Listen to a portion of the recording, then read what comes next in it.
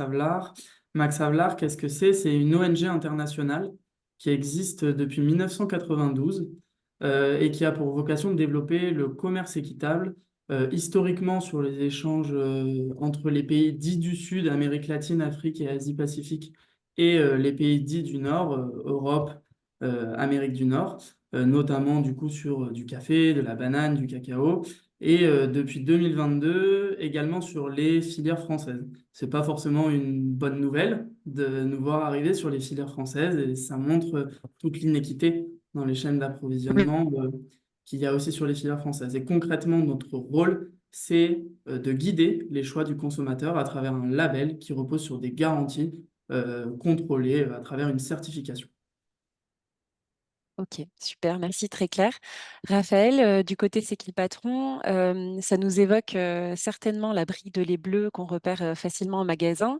Est-ce que tu peux nous expliquer comment fonctionne la marque? Bonjour, et oui, je suis Raphaël, donc sociétaire et salarié de la démarche C'est qui le patron. Nous, on est une marque de consommateurs, on est une démarche de consommateurs qui a été créée en 2016 et on crée des produits tous ensemble pour tout savoir, tout décider sur comment sont faits les produits alimentaires qu'on consomme et surtout, et c'est ce pourquoi a été créée l'initiative au départ, s'assurer que les produits qu'on achète dans les supermarchés rémunèrent au juste prix leurs producteurs. On est une coopérative aujourd'hui de 16 000 consommateurs et agriculteurs qui fait vivre cette démarche et crée à ce jour, je crois, on a une vingtaine de produits qui existent en France. C'est des produits essentiellement français. Super, merci. Et Karine, du côté de chez Fève, donc nous, on va intervenir beaucoup plus en amont de la chaîne. Est-ce que tu peux nous rappeler, ce qu'on y fait et à quels enjeux on répond? Oui, bonjour à toutes et à tous.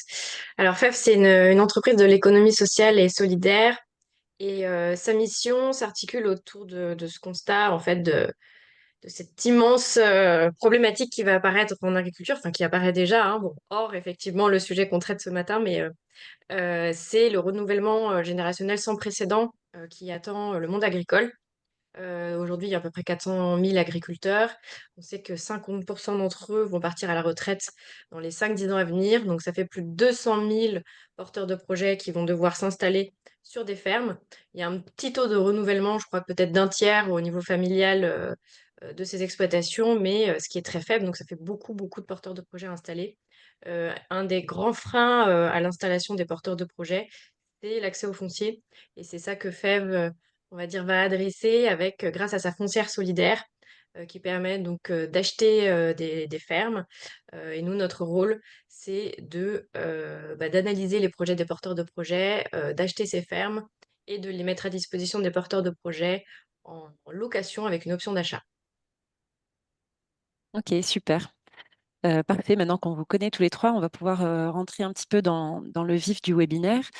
Donc le constat, on l'a posé tout à l'heure en introduction. On constate qu'il y a aujourd'hui 22 des agriculteurs qui vivent sous le seuil de pauvreté.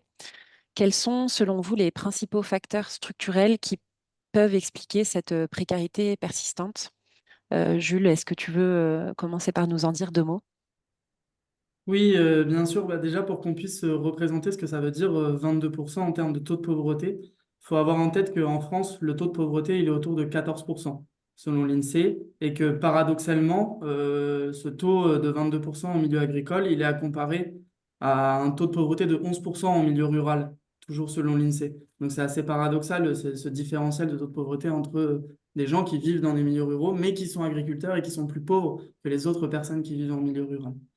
Et concrètement, les causes structurelles que nous, on observe chez Max Havelaar sur cette pauvreté, c'est un déséquilibre qui est structurel dans les relations commerciales entre producteurs, industriels, distributeurs et consommateurs, et avec finalement un goulot d'étranglement entre 400 000, un peu moins de 400 000 exploitations en France, 350 industries agroalimentaires qui représentent 80% du marché, et 5 distributeurs qui représentent aussi 80% du marché. Et ce déséquilibre structurel, il va avoir des conséquences hyper importante du coup sur le rapport de force en termes de négociation qu'il y a entre vendeurs et acheteurs. Et au-delà de ce déséquilibre structurel, c'est la deuxième cause que l'on voit, c'est une forme de mondialisation débridée des échanges avec des prix fixés sur les matières premières agricoles qui aujourd'hui, par exemple sur le blé, dépendent plus de ce qui se passe ailleurs dans le monde que de leur coût de production. Et ça, à la fin, ça va avoir une conséquence sur le prix qui est fixé au niveau des agriculteurs, qui est totalement décorrélé de leur coût de production et de l'évolution de leur coût de production au quotidien. On pense aux différents impacts qu'ont eu la guerre en Ukraine et les différentes conséquences géopolitiques et donc sur les coûts des agriculteurs que ça a eu. Et donc, voilà, avec finalement cette différence entre coût de production et prix fixé par les acheteurs. Et la dernière chose que je voulais rajouter, c'est que ces causes, elles n'ont pas de frontières. Elles ne se limitent pas aux frontières françaises. On observe exactement les mêmes choses sur les filières internationales. Nous, Max Havelaar, on est par exemple positionné sur le cacao depuis 30 ans et on retrouve les mêmes effets avec 5 millions de cacaoculteurs pour 9 négociants et transformateurs qui totalisent quasiment 100% des échanges sur le cacao. Et donc, ça a des conséquences aussi de la même manière, peut-être même de manière un peu plus forte encore pour ces producteurs qui dépendent de cette production pour tirer leur revenu. Merci Jules. Est-ce que Raphaël, tu veux compléter cette Oui, question-là? bien sûr. Jules a parfaitement décrit le déséquilibre qui peut exister dans les rapports de force qu'il y a dans les négociations commerciales.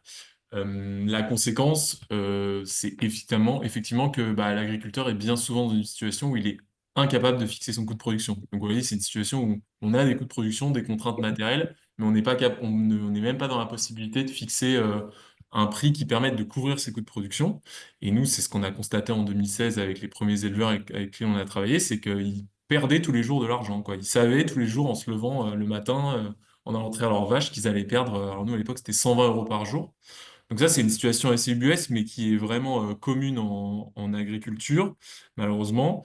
Un autre élément qui peut être intéressant à avoir pour savoir un peu sur la répartition de la valeur dans la chaîne agroalimentaire, en 2012, je crois que c'est l'INSEE qui a mis en place qui a fait ce qu'on appelle l'euro alimentaire.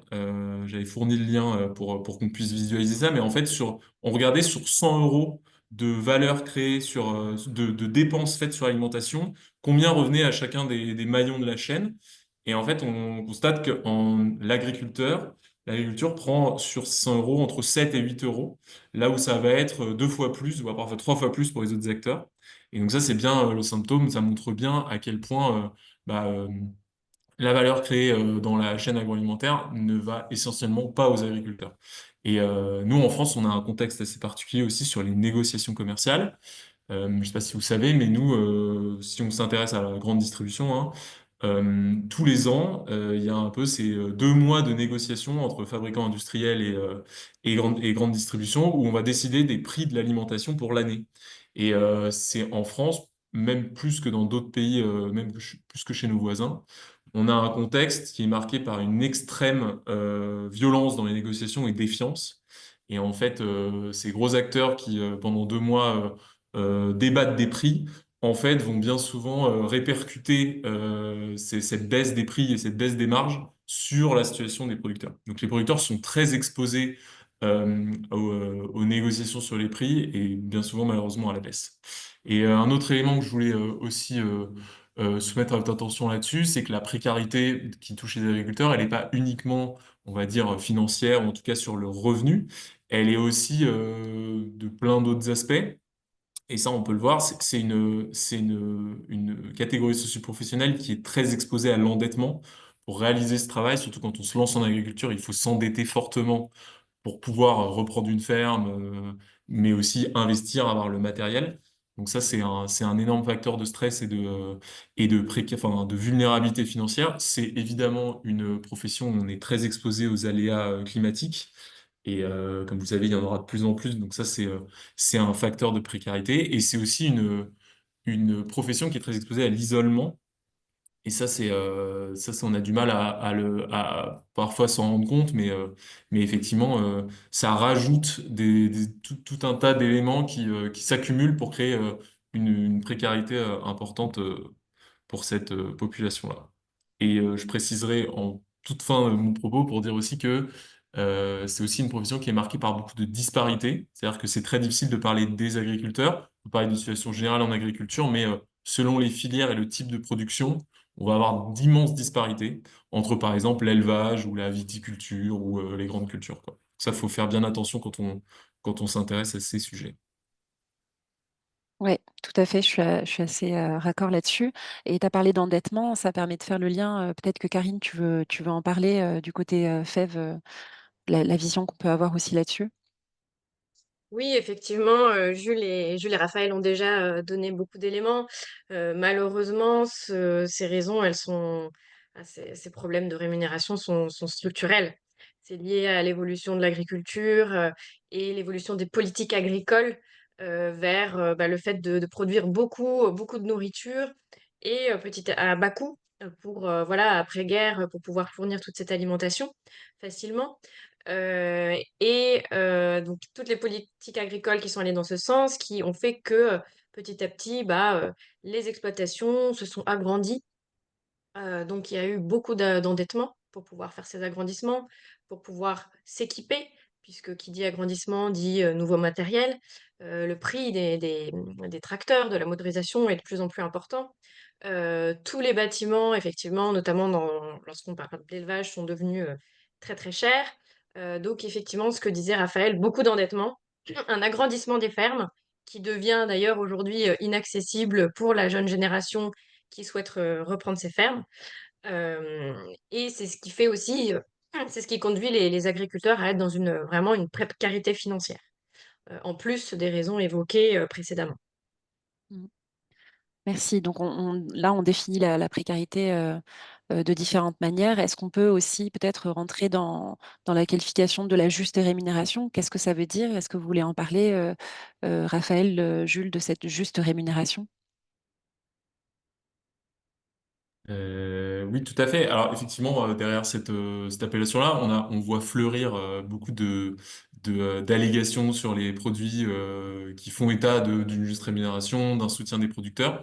Moi, je vais parler de ce qu'on fait chez Séquipe Patron et de notre appréciation, mais je pense qu'elle pourrait être enrichie par d'autres expériences, bien sûr. Nous, chez nous, la juste rémunération, elle doit d'abord être déterminée par les producteurs en discussion avec eux. Donc nous, chez Séquipe Patron, on part toujours des producteurs pour déterminer ce qu'est la juste rémunération. C'est eux qui sont les mieux placés pour nous dire quel est le bon niveau de rémunération en fonction d'un cahier des charges qu'on aura voté tous collectivement en créant les produits. Donc on crée des produits via un questionnaire en ligne sur notre site internet.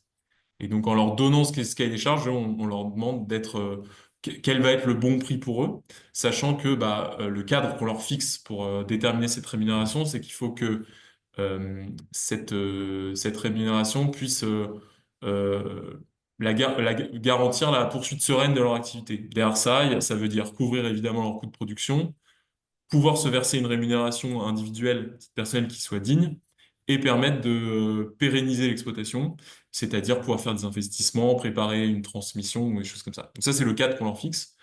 Un autre élément nous, qui est hyper important pour qualifier la juste rémunération chez nous, c'est la stabilité de la rémunération. Donc on est sur des engagements qui sont un minimum 3 ans.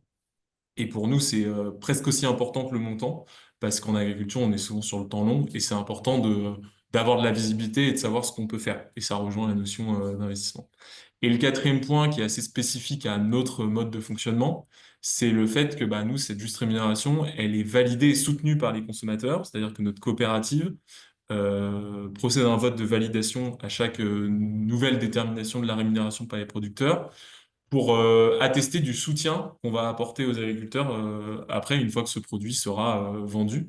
Et de cette façon, on peut donner un indicateur à tous les autres acteurs, que ce soit le fabricant ou les distributeurs ou les restaurateurs, que ce prix-là nous convient et qu'à ce prix-là, on pourra le consommer et l'acheter, quoi. Donc c'est comme ça que chez nous, on qualifie la juste rémunération. Et merci. Du côté Max Havelaar, alors, comment ça se passe, Jules?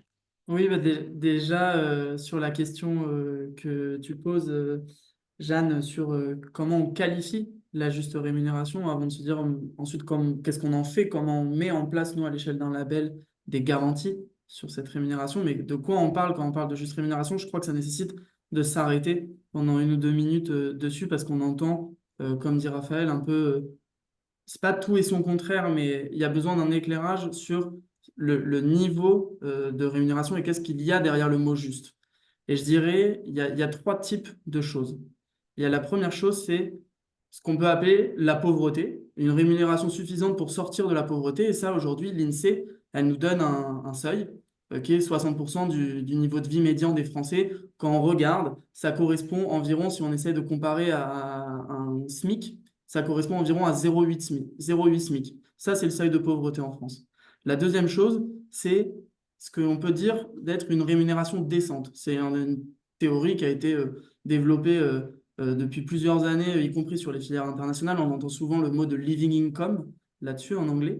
Une rémunération décente. Aujourd'hui, en France, il y a une institution qui s'appelle le CNLE, qui est rattaché au ministère des Solidarités, qui a fait une étude qui regarde c'est quoi le revenu minimum pour un ménage pour disposer des ressources suffisantes pour faire face, je cite, aux nécessités de la vie quotidienne et pour avoir la possibilité de participer pleinement à la vie sociale. Donc ça, c'est ce qu'on appelle la décence en termes de rémunération. Et aujourd'hui, ce qu'il faut comme quantité d'argent, ça correspond environ à 1,5 SMIC.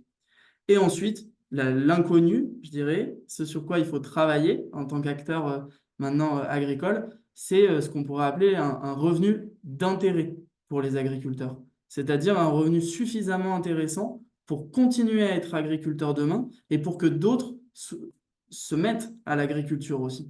Et ça, et je dirais le troisième point, est aussi pour engager les transitions agroécologiques qui représentent un coût pour les agriculteurs et qui doivent être mises en place. Donc on a un peu ces différentes notions qui gravitent autour du sujet de la juste rémunération. Qu'est-ce qu'on fait nous au niveau de Max Havelaar? C'est notre rôle en tant que label sur les filières internationales, c'est donner un aiguillage minimum aux consommateurs. Donc on est sur ce niveau intermédiaire. On est sur ce niveau de rémunération décente pour les agriculteurs. C'est ça qu'on va inscrire au niveau de Max Havelaar comme premier objectif, avant d'aller sur le deuxième, qui est un revenu d'intérêt pour les agriculteurs. Et concrètement, comment ça se met en place? J'en dis deux mots, mais je crois qu'on va y revenir plus tard. C'est un peu comme le fait C'est qui le patron? On calcule des coûts de production. Et la rémunération, c'est un paramètre de ces coûts de production. Il y a plein d'autres paramètres, le coût des intrants, pesticides, fertilisation, le coût de l'irrigation, le coût d'avoir des salariés sur son exploitation, ses charges de structure, etc. Donc tout ça, c'est une ingénierie comptable par-dessus laquelle on rajoute une rémunération objective. Et cette rémunération, au niveau de Max Havelaar, on la recalcule tous les ans pour la réviser et c'est bien un socle minimum. Ce que l'on demande ensuite aux entreprises, c'est de payer au minimum ce prix que nous, on a défini en tant qu'ONG indépendante, tiers extérieur aux filières. Merci Jules. On parle aussi beaucoup de souveraineté alimentaire. Peut-être que certains ont déjà entendu cette expression, on en parle de plus en plus. On peut la définir comme étant le droit des populations à décider de leur propre stratégie et politique pour garantir leur sécurité alimentaire tout en considérant les effets sur les autres. En quoi est-ce que justement la juste rémunération des agriculteurs, c'est une condition essentielle pour atteindre cette souveraineté alimentaire, pardon.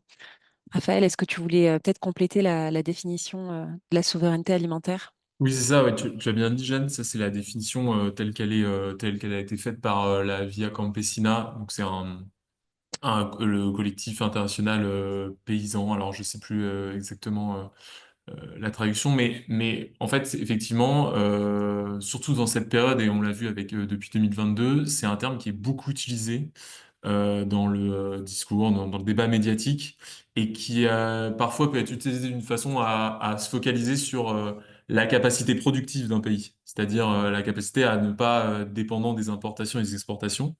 Et il faut faire attention parce que c'est une dimension du concept de souveraineté alimentaire.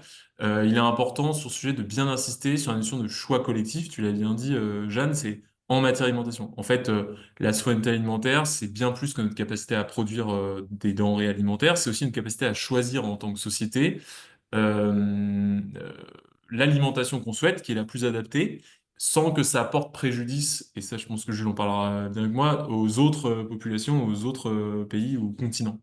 Et ça, nous, c'est un sujet chez Sekipaton qui nous tient beaucoup à cœur, parce que c'est vraiment le moteur de ce qu'on a de ce qu'on fait depuis 8 ans. C'est en tant que consommateur, on est soumis à un système qui en fait nous laisse pas beaucoup de choix ou l'illusion du choix de notre alimentation, puisqu'en fait on est des acheteurs finaux qui devons choisir entre des produits donnés dans un rayon. Nous, ce qu'on défend, c'est une vision beaucoup plus en amont du choix de la position du consommateur, beaucoup plus en amont, sur quels produits on veut avoir et quelle alimentation on veut nous voir proposer. Et ça veut dire comprendre comment le produit va être fabriqué, cultivé, comment va être payé le producteur, dans quelles conditions. En fait, nous, il doit même se faire, si on parle de souveraineté alimentaire, au niveau de la politique agricole de notre pays.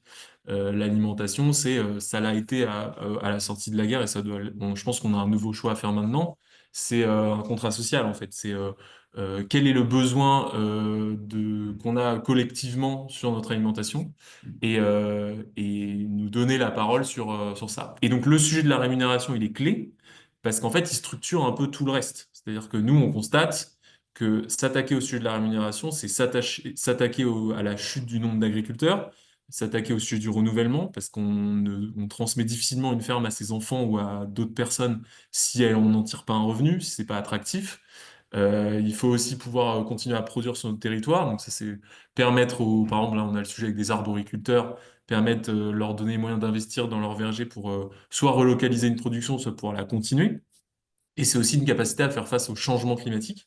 Donc autant d'éléments et de problématiques qui portent sur la souveraineté alimentaire et qui sont pour nous, et c'est ça, c'est vraiment notre point de vue côté Sécu Patron, pour nous, la clé de voûte de ce système, c'est avoir des producteurs rémunérés au juste prix pour pouvoir la garantir.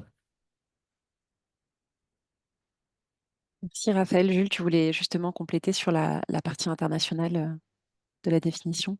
Oui, c'est ça. Je ne vais pas revenir sur tout ce qu'a dit Raphaël. C'est très juste. Je suis entièrement d'accord sur l'intérêt de soutenir le revenu des agriculteurs pour conserver une souveraineté alimentaire française.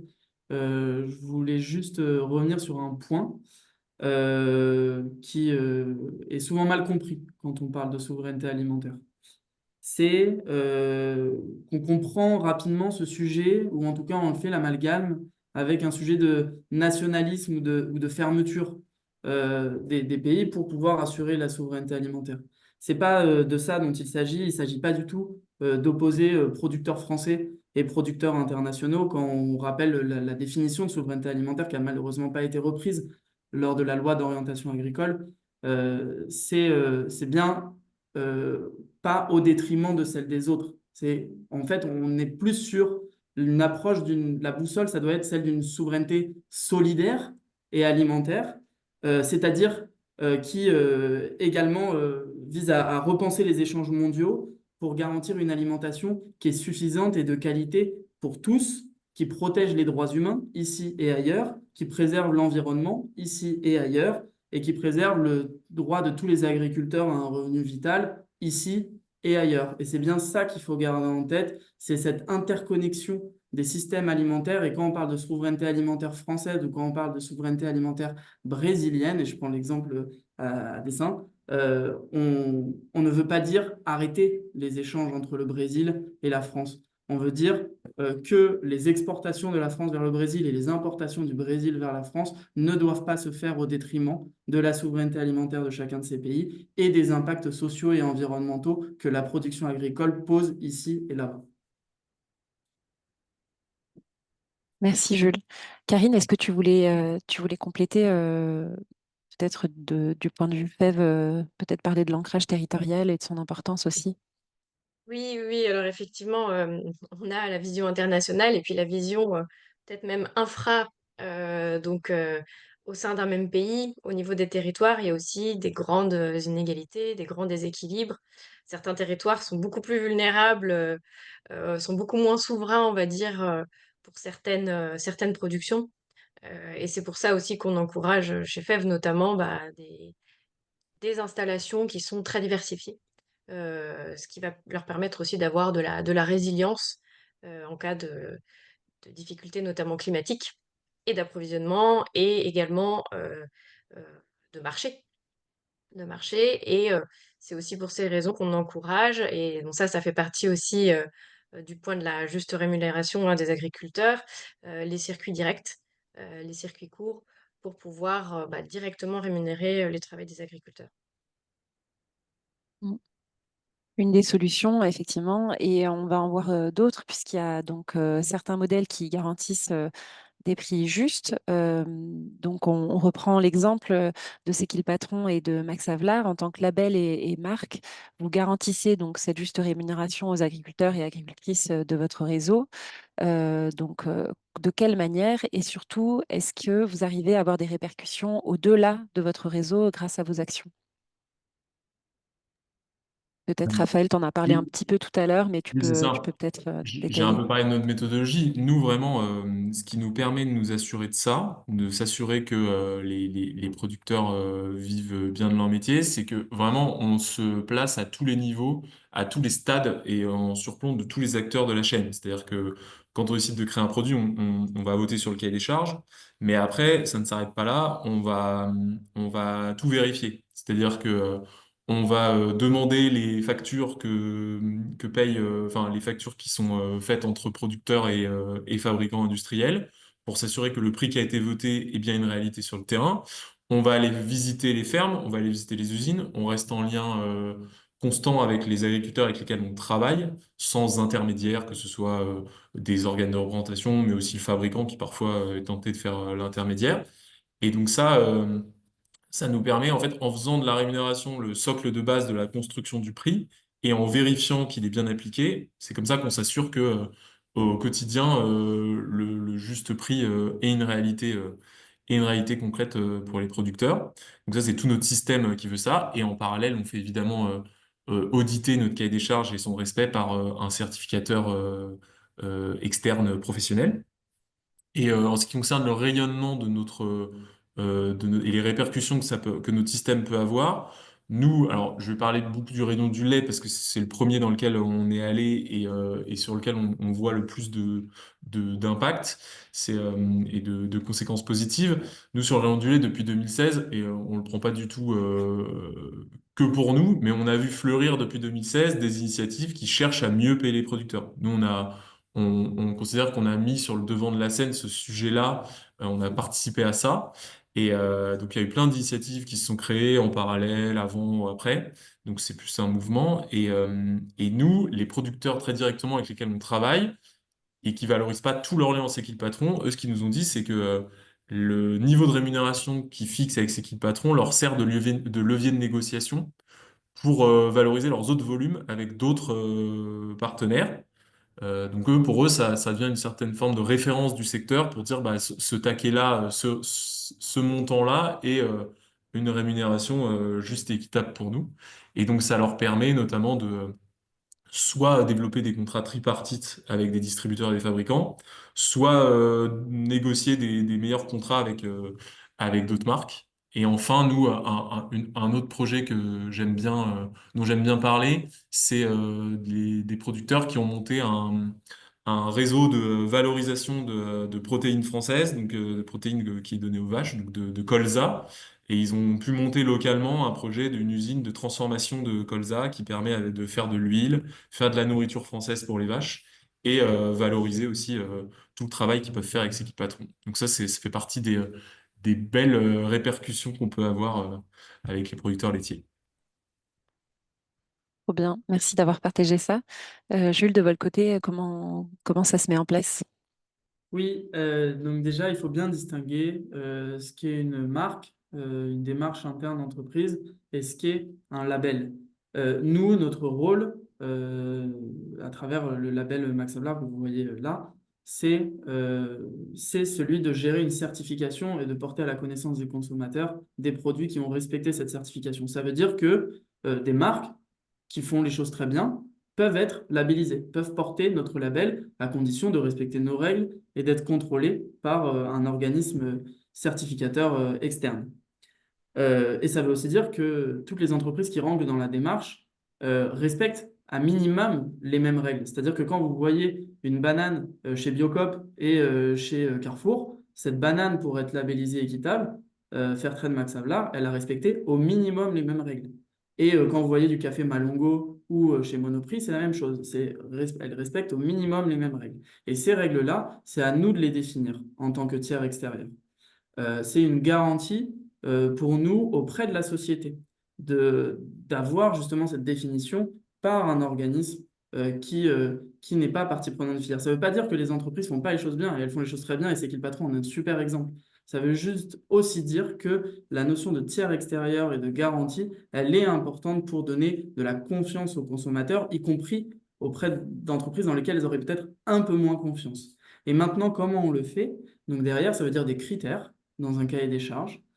Et ces critères, sur le volet économique, on en a plusieurs. Le premier, c'est payer un prix minimum auprès des agriculteurs. C'est-à-dire que c'est ce dont je vous parlais tout à l'heure, en termes de coût de production, on évalue et on dit, en 2024, voilà le prix minimum pour avoir une rémunération décente, avec la définition que je vous ai donnée tout à l'heure. Et cette rémunération, elle est révisée annuellement. À chaque fois, on procède de la même manière. On a un travail qui est en bureau. Donc l'idée, c'est de partir de statistiques interprofessionnelles, les chambres d'agriculture, des conseillers comptables comme les CERF France. On travaille en partenariat avec certains pour nous faire remonter des données. Ensuite, nous, on a un prix théorique qu'on va tordre, qu'on va aussi modifier, parce que dans notre critère, dans nos cahiers des charges, on demande aussi des choses qui ont un coût pour les agriculteurs. On demande à un éleveur dans le lait d'avoir une alimentation non OGM. Et bien ça a un coût qui est évalué entre 12 et 15 euros par 1000 litres pour les agriculteurs. Et ben il faut l'inclure dans le prix minimum. Donc on a notre prix théorique. Et ensuite, on part en consultation avec les agriculteurs. Je crois un peu comme c'est qui le patron a expliqué qu'il le fait.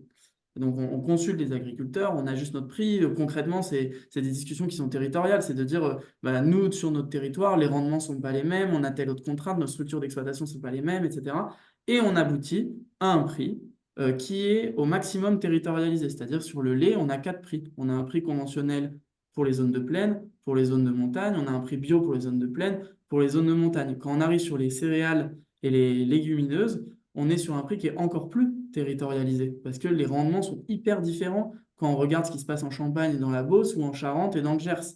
Les rendements sont hyper différents, et ça va avoir une conséquence sur le coût de production. Donc voilà comment on fait notre prix minimum, et ce prix minimum, il est révisé tous les ans pour pouvoir coller aux évolutions des coûts de production. Et en quoi ce dispositif, c'est singulier par rapport à ce que propose Egalim? Egalim, ce qu'il demande, c'est finalement pour les filières qui ne sont pas exemptées déjà, c'est de fixer des formules de prix qui intègrent les coûts de production. Et là, nous, c'est pas de ça dont il s'agit. C'est de dire, quelle que soit votre formule de prix, qui concrètement se matérialise par je prends à 50% les coûts de production, à 30% les indicateurs du marché élaborés par France Agrimaire, et à 20% les cotations beurre-poudre à l'export. Voilà, en gros, c'est à peu près des formules de prix du lait qu'on retrouve en France. Nous, ce qu'on dit, c'est à la fin, l'atterrissage en termes de formule, s'il est supérieur à notre prix minimum, très bien, vous pouvez le payer à ce niveau-là. Par contre, s'il est inférieur à notre prix minimum, dans ce cas-là, c'est notre prix minimum qui s'applique. Et ça, c'est important parce que ça applique un filet de sécurité pour les agriculteurs, et ils peuvent aussi bénéficier des hausses des cours du marché, etc. Et avec un prix du lait qui est révisé à la hausse quand le marché est porteur et se porte bien. Ça, c'est le premier point. Et ensuite, je vais aller rapidement sur les suivantes, mais parce que ça caractérise le commerce équitable d'une manière générale aussi. C'est des contrats dans la durée, à long terme, pour viabiliser les engagements des acheteurs auprès des agriculteurs et des acheteurs auprès de leurs propres acheteurs. Et une prime du commerce équitable, c'est quelque chose qui nous est demandé dans la loi depuis 2013, la loi Hamon sur l'économie sociale et solidaire. C'est une prime supplémentaire qui est payée par les acheteurs et qui a vocation à donner ce supplément pour le collectif d'agriculteurs qui va au-delà du revenu, qui permet d'investir dans la transition agroécologique et dans le soutien social aux agriculteurs. Et on sait tous les problèmes qu'a l'élevage en termes de temps d'astreinte, etc. Et donc, c'est des budgets qui peuvent servir, par exemple, à avoir des journées de remplacement au niveau des élevages. Donc, voilà pour vous donner des exemples. Et ensuite, et je m'arrête là, qu'est-ce qu'on remarque comme effet démultiplicateur à l'échelle du réseau? Donc, je dirais, là, pour le coup, je vais plutôt me baser sur notre expérience globale depuis 1992. L'idée, c'est pas de dire on était les premiers, etc. C'est pas du tout ça, parce que même notre naissance, elle est venue d'une toile de fond grandissante sur les sujets de la rémunération des agriculteurs, etc. Mais on voit que depuis les certifications qui portent sur le commerce équitable, les allégations, etc., se sont renforcées. Et donc, on espère avoir, d'une certaine manière, un peu contribué à faire connaître le sujet et à aider à identifier les dispositifs qui permettent d'améliorer la rémunération des agriculteurs. Et quelque chose de beaucoup plus récent, c'est ce qui s'est passé en 2024, à l'issue de la crise agricole, et qui a porté notamment sur les revenus des agriculteurs. On a vu émerger, je dirais un peu avant et un peu après, deux lois à l'Assemblée nationale qui portent sur les prix planchers. Et ça, ces prix planchers, c'est un dispositif du commerce équitable qui est mis en place depuis 1992 et qui malheureusement, enfin heureusement, ont été votés à l'Assemblée nationale, mais ensuite malheureusement se sont perdus dans les entrailles du Sénat et n'ont pas continué à être étudiés plus loin en termes de dispositifs législatifs. Et pour le coup, on voit bien que le commerce équitable est une source d'inspiration quand il s'agit de développer ce type de loi. Merci Jules. Donc là, on parle de deux modèles bien spécifiques chez C'est qui le patron et Max Havelaar. Karine, est-ce que tu peux parler tout à l'heure, tu en as parlé en introduction, euh, par rapport au renouvellement des générations dans l'agriculture française. Est-ce qu'on a une opportunité en amont pour créer des modèles plus durables quand des agriculteurs s'installent? Comment nous, on fait de l'installation pour faire en sorte qu'ils se rémunèrent d'une meilleure manière? Oui, tout à fait. Alors effectivement, j'en ai parlé aussi un petit peu brièvement tout à l'heure. Donc, j'aurais dû dire peut-être quand on parlait de notre mission, cette facilité d'installation, c'est aussi une double mission dans le sens où on va installer des projets qu'on aura aussi triés sur le volet. Et une des premières clés d'entrée d'un porteur de projet chez FEF, ça va être effectivement de correspondre à notre charte. Donc, c'est vrai qu'on a beaucoup parlé de cahier des charges avec Jules et Raphaël, et nous, on a aussi une charte. Et j'en profite pour répondre à une question qui a été posée. Donc, on va sélectionner des projets bio pour pouvoir les installer dans les fermes qu'on va acheter. Donc, une première clé d'entrée, effectivement, ça va être de répondre à notre charte agroécologique. Donc, c'est une charte très diversifiée qu'on a mis en place en interne. Donc, c'est vraiment 360. Ça va sur les points à la fois sociaux, sociétaux, environnementaux et bien sûr agronomiques. Donc ça s'articule, donc elle est disponible en ligne, hein, je crois que Eva a envoyé le lien. Ça s'articule surtout autour effectivement du cahier des charges bio et avec effectivement des éléments issus de l'agroécologie qui vont se décliner selon le type d'installation qu'on va faire. Donc ça va pas être les mêmes pratiques si on fait de l'élevage ou si on fait des grandes cultures ou de l'arboriculture, mais qui vont permettre aussi de favoriser la biodiversité, de favoriser l'installation de ce qu'on va appeler des infrastructures agroécologiques type haies, agroforesterie. Et effectivement, pour répondre à ta question, des circuits courts, de la diversification, pour pouvoir aller rapidement vers une meilleure valorisation de la production, du travail effectué par l'agriculteur. Donc, tous les projets qu'on installe ne sont pas en circuit court et avec transformation à la ferme, et une grande diversification, mais on essaye vraiment de favoriser ce type de projet-là. Toutes les régions ne sont pas forcément adaptées pour cela et toutes les productions non plus. En tout cas, nous, c'est vraiment au cœur de notre métier, justement, dès l'installation en amont, de sélectionner des projets qui vont être agroécologiques, bio et viables, puisque c'est notre rôle, nous, en tant que chef de projet, quand on va analyser les projets portés par ces porteurs de projets, on va faire une analyse financière, économique, environnementale, on va dire technico-économique très fine du projet qui va se baser sur des prévisionnels économiques, de trésorerie, etc. Des hypothèses agronomiques qu'on va passer au peigne fin pour s'assurer que le projet va être durable et qu'il va pouvoir être résilient en cas de coup dur et que l'agriculteur va pouvoir vivre décemment aussi de son métier. Et nous, on en a parlé tout à l'heure hein, de la juste rémunération. Chez FEV, on va s'assurer que l'agriculteur va pouvoir se rémunérer au moins à 1,5% le SMIC. Ok, super, merci pour ces détails. On va pouvoir passer sur une partie où on parle des consommateurs et de la société, donc le rôle qu'ils peuvent avoir. Je reviens vers vous, Julie et Raphaël, qui y êtes confrontés. Est-ce que vous pensez que les citoyens et les citoyennes sont prêts à payer plus pour une alimentation qui garantit un revenu juste aux producteurs? Et qu'est-ce qui peut manquer pour généraliser cette prise de conscience? Est-ce que Jules, tu veux commencer à en parler? Oui, pourquoi pas. Nous, on essaie d'étudier tous les 2 ans la consommation responsable et son évolution. Aujourd'hui, donc dans notre dernier baromètre de la consommation responsable en 2024, on voyait que 70% des Français déclaraient acheter au moins une fois par semaine des produits responsables. Donc, qu'est-ce qui manque? Je dirais, il y a déjà un terreau qui est favorable et une consommation responsable qui est déjà d'une certaine manière présente. Par contre, quand on regarde les critères qui sont prioritaires pour les consommateurs, effectivement, la consommation responsable, c'est pas ce qui arrive au début. Ce qui arrive au début, c'est le prix. La consommation responsable, c'est le 6 ou septième moteur d'achat. Par contre, quand on regarde, excusez-moi, quand on regarde ensuite qu'est-ce qui motive les consommateurs pour adopter une consommation responsable, on constate qu'il y a environ 50% des consommateurs, ce qui les motive d'abord, c'est la juste rémunération des agriculteurs. Avant l'idée d'une agriculture de proximité, avant l'idée d'une agriculture qui se passe des pesticides, etc., le premier moteur d'achat vers une consommation responsable, c'est la juste rémunération des agriculteurs. Et nous, on en tire aussi comme conclusion qu'il faut, c'est la convergence des luttes d'une certaine manière, c'est qu'on ne peut pas faire de transition agroécologique sans parler de rémunération des agriculteurs, qu'on ne peut pas faire du local sans parler de rémunération des agriculteurs et qu'il y a ce besoin de cohérence pour les consommateurs. Et ensuite, non, bah voilà, je voulais dire c'est à peu près ça, quoi, qui manque peut-être pour que les consommateurs puissent davantage se tourner vers la consommation responsable. Et le deuxième point, c'est aussi celui du devoir collectif qu'on a, parce que quand on parle de consommation responsable, il ne faut pas oublier enfin, on reporte un peu la responsabilité sur le consommateur, mais que le consommateur, il est conditionné par un environnement marketing et réglementaire, on l'est tous, que si on voulait que les populations qui en ont le plus besoin, ils aient une alimentation de qualité, on pourrait rendre ces produits responsables un peu plus accessibles et favorisés en rayon.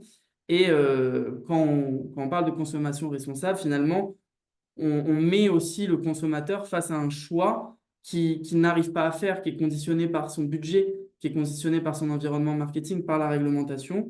Et du coup, il en va un peu de notre responsabilité collective de modifier ces règles, de modifier cet environnement, d'aider à avoir aussi un meilleur budget pour pouvoir avoir une alimentation qualité et donc de qualité et donc responsable de nous.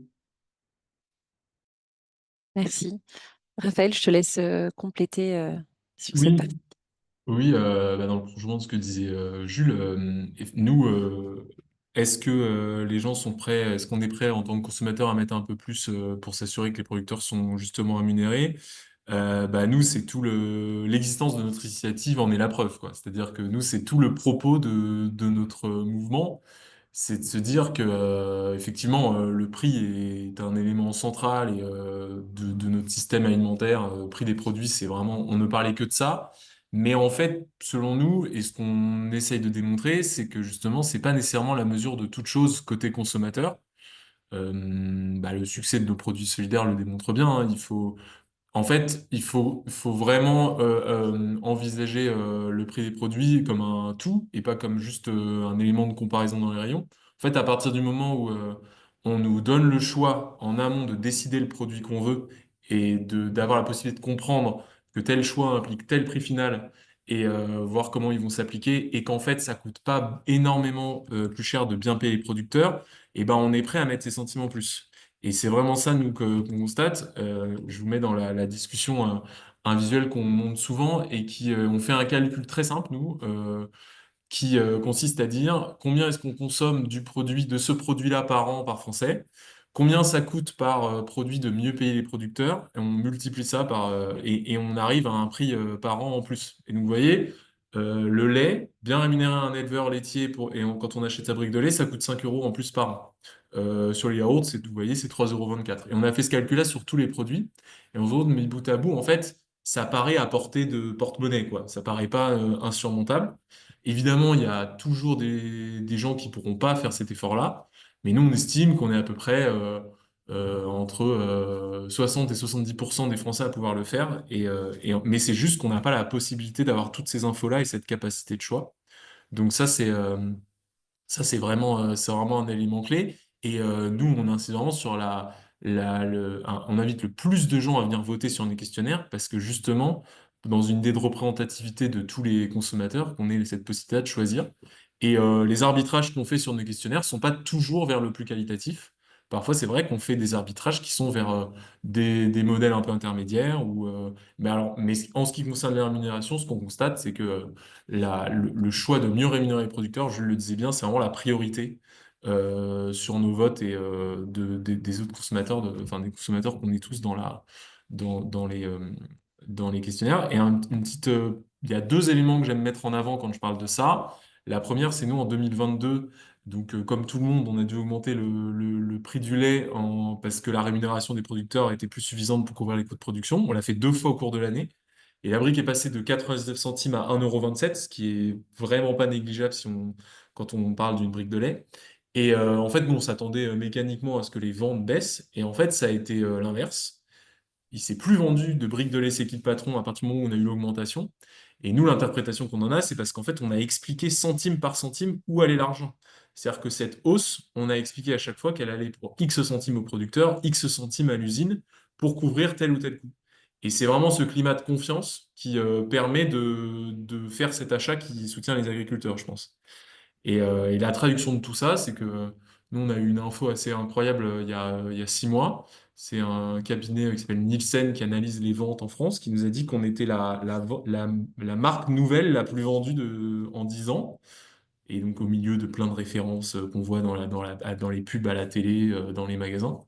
Et en fait, c'est assez rassurant de se dire que c'est la marque la plus, c'est pas la mieux marketée ou celle qu'on voit le plus à la télé qui a été la plus vendue, c'est la plus solidaire, quoi. Donc nous, on pense qu'il y a vraiment quelque chose à faire là-dessus et on a un vrai pouvoir collectif de soutenir les producteurs. Ok, merci.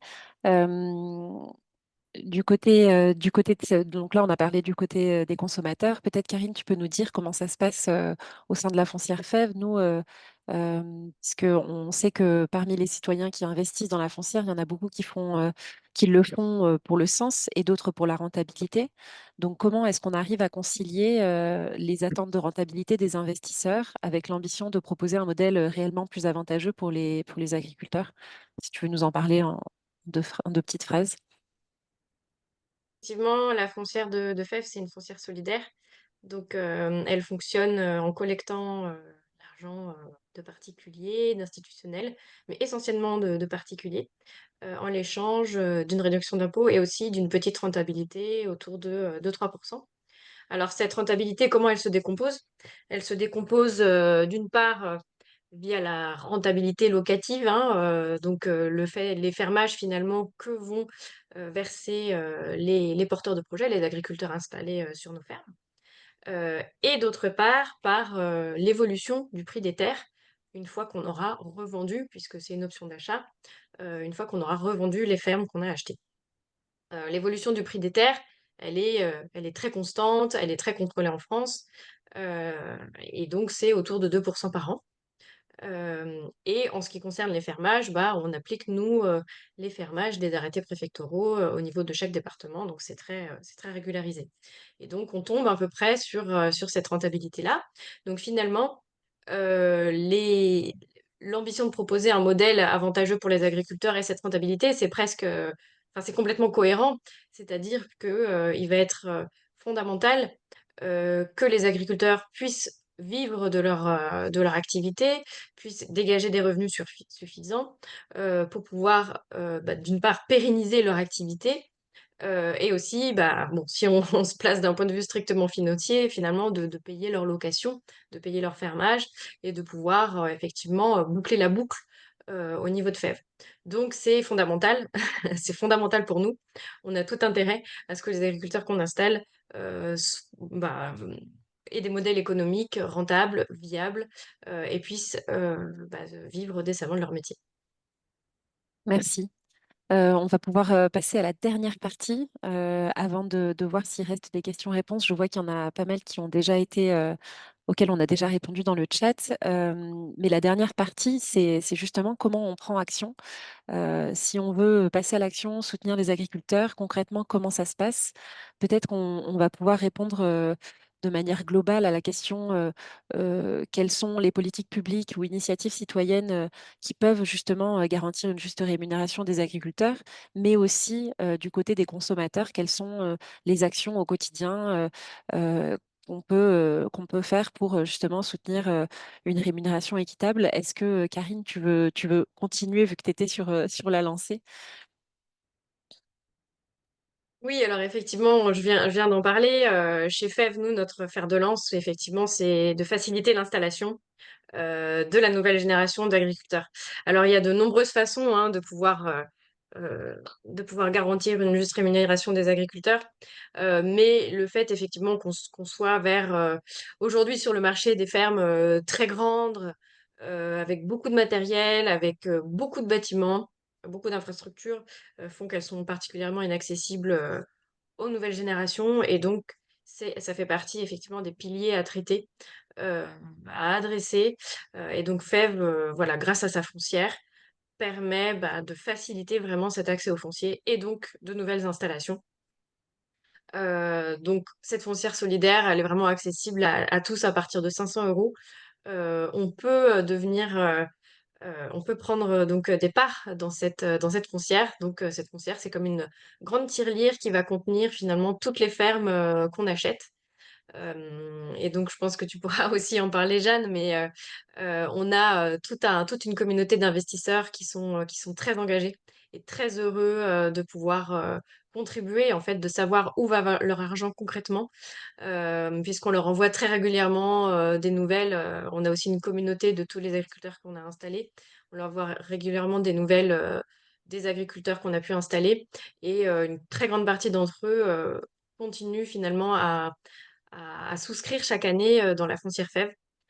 Donc ça, c'est notre façon à nous, finalement, d'aider à l'installation et donc aussi, quelque part, à soutenir la rémunération équitable des agriculteurs via notre action et ces installations en agroécologie bio. Raphaël, Jules, est-ce que vous voulez ajouter des choses sur la partie politique publique, initiative citoyenne? Qu'est-ce que vous avez vu? Qu'est-ce que vous pouvez conseiller à tous ces gens connectés aujourd'hui? Alors moi, il y a deux choses. Nous, on travaille actuellement, donc notre coopérative de consommateurs, sur une proposition de loi qui va viser à justement enfin, réformer un système et créer un système qui permette, on parlait de ces rapports de force dans les négociations commerciales, défendre mieux les producteurs et leur permettre de fixer leurs prix. Donc ça, en juin, on va se lancer là-dessus et on va monter le collectif autour de ça. Et dans des initiatives qui existent par ailleurs et que je trouve très intéressantes, et il y a des expérimentations de sécurité sociale de l'alimentation locale. Moi, dans ma ville à Bordeaux, ça a été lancé il y a quelques temps, et c'est très intéressant parce que c'est justement des initiatives qui permettent de réconcilier notre capacité de choix de consommateurs et de citoyens avec le revenu des agriculteurs et de résoudre cette équation.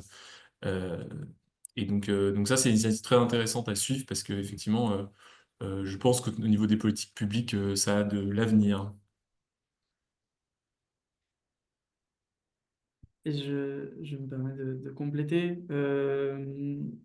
Il y a deux choses différentes, c'est qu'est-ce qu'on peut faire à l'échelle de notre échelle individuelle en tant que consommateur et qu'est-ce qu'on peut faire à l'échelle collective.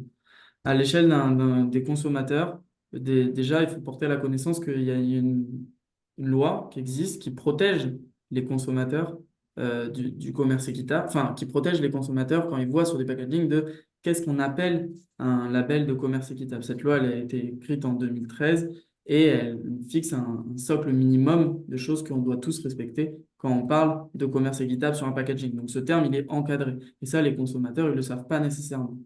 Donc, je vous invite à retourner les packagings, etc., pour savoir ce qu'il y a derrière ces allégations sur la rémunération des agriculteurs avec beaucoup de gens qui travaillent aussi très bien. Vous en avez l'exemple aujourd'hui aussi pendant le webinaire. Et aujourd'hui, du coup, il y a plus de 6000 produits qui sont labellisés Fairtrade Max Havelaar et qui sont vendus en rayon, en grande distribution, en réseau spécialisé, c'est-à-dire réseau bio, etc. Mais aussi, ça c'est peut-être un peu moins connu et je vous invite à questionner quand vous êtes au restaurant, quand vos enfants sont à la cantine, quand vos parents ou vos grands-parents sont à l'EHPAD, la restauration collective, il y a de plus en plus de produits qui sont responsables et équitables, qui rémunèrent justement les agriculteurs en restauration collective aussi, ou au travail, avec le café que vous avez au travail, par exemple. Et la deuxième chose, c'est qu'est-ce qu'on peut faire collectivement? Et là-dessus, on est d'accord qu'il y a des mesures législatives à prendre. Nous, on a été ravis en avril 2024 quand il y a eu cette proposition de loi sur les prix planchers pour les agriculteurs. On pense que c'est un modèle qui doit être étudié, qui peut correspondre à certaines filières. Je ne dis pas qu'elle va correspondre à toutes les filières. Il y a des filières qui sont très soumises aux importations et aux exportations et sur lesquelles ça peut être un peu challengeant d'instaurer des prix planchers. Mais on pense que deux choses, ça peut être appliqué sur des filières sur lesquelles il y a un équilibre assez stable entre ce qui est importé, ce qui est exporté et ce qui est produit en France.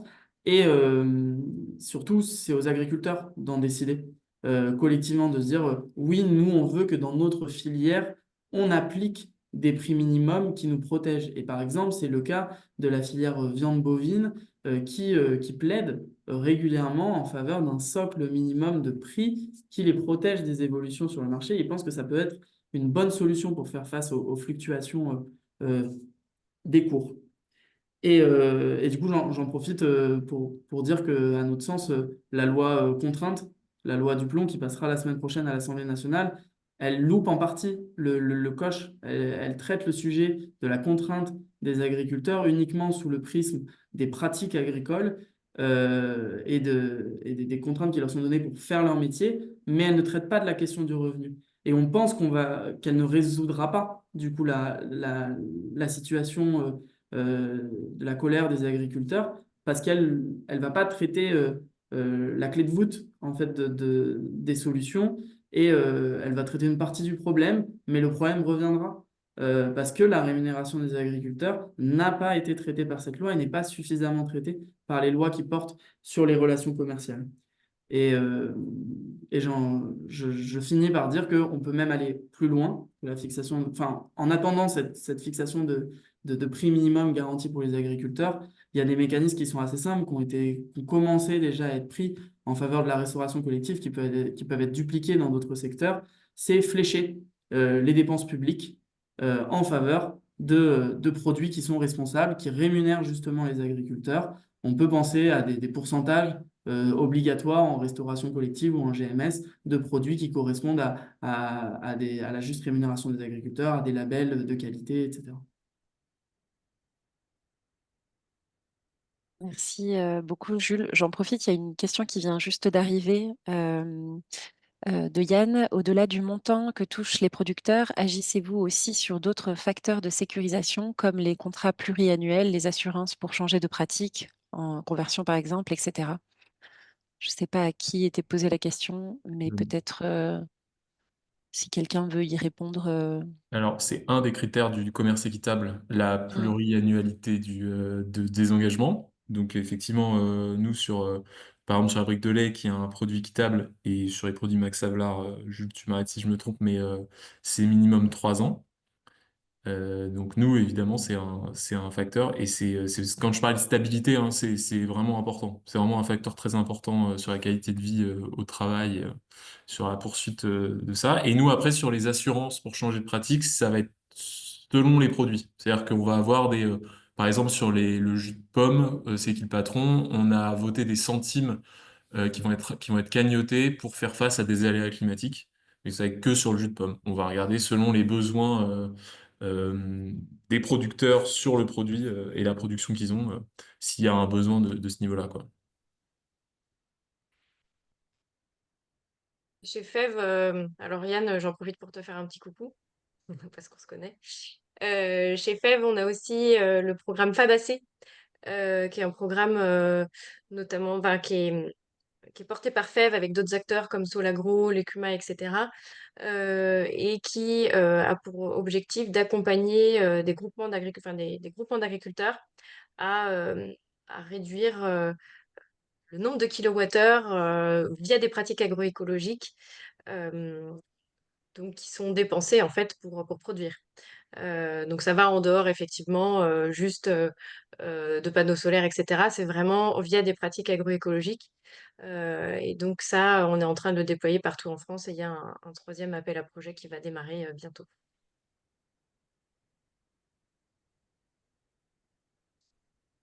Merci. Je ne sais pas si Jules, tu voulais compléter. En 2 mots, Raphaël a très bien décrit le mécanisme, hein. C'est des contrats à long terme pour sécuriser l'engagement sur les revenus. C'est hyper important, à la fois, je dirais, le contrat à long terme entre l'agriculteur et son acheteur. Ça, c'est super important parce que l'engagement qui est pris, il ne doit pas s'effriter du jour au lendemain parce qu'on parle bien de stabiliser aussi les finances d'une exploitation. Quand on parle de transition agroécologique, c'est pas quelque chose qui se passe en une année et donc on a besoin de stabiliser, de donner de la visibilité aux agriculteurs. Et je dis transition agroécologique, mais c'est d'une manière générale pour pouvoir continuer à faire son métier. On a besoin de stabilité et de voir ce qui arrive. Et au-delà de ça, c'est cette notion de contrat à long terme, à moyen terme au moins, horizon 3 ans, c'est pas juste entre l'agriculteur et son acheteur. C'est aussi entre son acheteur et son acheteur. Parce que sinon, on va juste déplacer le problème et faire reposer la viabilité de la filière. On va mettre en étau l'acheteur intermédiaire qui, lui, va s'engager avec des agriculteurs sur le long terme, mais qui, lui, va dépendre de contrats ponctuels et de marchés un peu plus ouais, ponctuels et quotidiens avec ses propres acheteurs. Et ça, on voit que ça fait du mal aux engagements qui sont pris parce que les intermédiaires, ils s'y retrouvent peut-être pas sur le long terme. Et donc, pour donner de la visibilité, il faut aussi engager l'ensemble de la filière jusqu'à la marque, je dirais, pour cet engagement à long terme qui, à la fin, est en faveur des producteurs. Ok, merci. Il y a une dernière question qui est arrivée, après on va pouvoir conclure. Est-ce qu'en plus de l'aspect environnemental de la production agricole, le volet emballage est regardé? En gros, à quand au moins du lait, c'est qui le patron, en bouteille, de verre consigné? Du coup, j'ai pas trop compris la question. Alors, si je comprends bien, oui. Alors, Ouais. dans tous les questionnaires, le sujet de l'emballage est une question. Donc ça, à chaque fois, on a l'action. Nous, on ne propose que les emballages faisables. C'est-à-dire qu'effectivement, on aimerait bien avoir tout l'éventail des possibilités, mais malheureusement, c'est pas le cas. Et il me semble qu'on a ce questionnement sur la consigne. Alors, je sais pas si avec le fourgon, ou avec un autre acteur, mais la question se pose, oui. Et effectivement, c'est vraiment un sujet de faisabilité technique et logistique, hein. Ok, super. Merci Christophe pour la question. Pour qu'on puisse vous libérer à l'heure, vu qu'il n'y a plus de questions, j'en profite pour clôturer. Sachez que on vous enverra le replay de ce webinaire dans les 2 jours qui arrivent et vous l'aurez dès cet après-midi en disponibilité sur le site de FEV. En tout cas, merci beaucoup à Karine, Raphaël et Jules pour ces interventions et tous ces apports de connaissances. C'était vraiment intéressant de vous entendre en discuter. J'espère que ça vous a plu. Et puis, merci à tous ceux qui étaient présents aujourd'hui. On était très nombreux pour qu'on réponde collectivement à cette question. Donc, bon après-midi à tout le monde et puis à très bientôt. Merci Merci beaucoup. à tous. Au revoir. Merci, au revoir. Merci, au revoir. Merci, au revoir.